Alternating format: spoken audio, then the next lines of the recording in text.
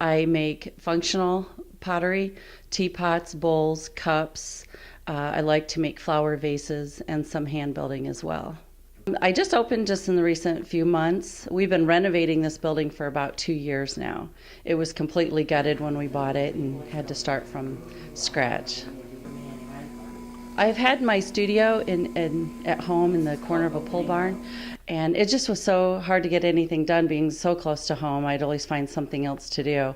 So I kept thinking I need to have a studio a little further from home, but being in the same town really is nice because I have two active kids that are in sports and school, and I have to, I can stop by here numerous times throughout the day, work on a project, leave, go run them, come back.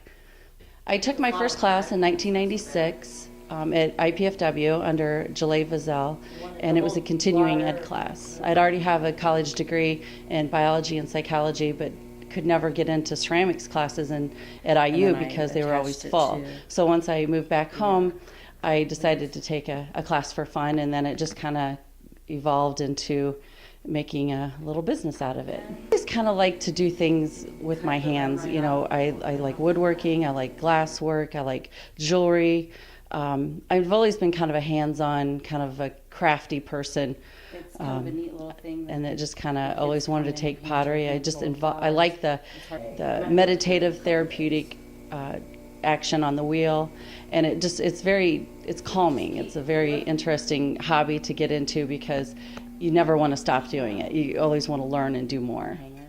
You go to a lot of workshops and you make a lot of pottery and you get a buildup of inventory, and then you're thinking, what am I going to do with all this pottery? So I started doing like art fairs on the street, and then I decided to have my own building so I can sell it out of the gallery up front and people can come to me, and that's rewarding.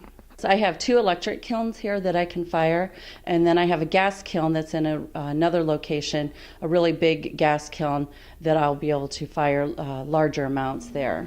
I plan on having workshops here where I invite other potters in and they show us and demonstrate their craft, and I can have like some of my friends that are potters come and join in. I created this space to be a communal space too, where we can gather and learn and create together.